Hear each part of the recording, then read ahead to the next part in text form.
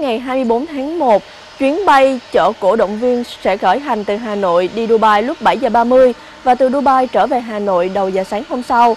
Chuyến bay được khai thác bằng máy bay thân rộng Airbus A350 theo tiêu chuẩn dịch vụ 4 sao quốc tế của Vietnam Airlines.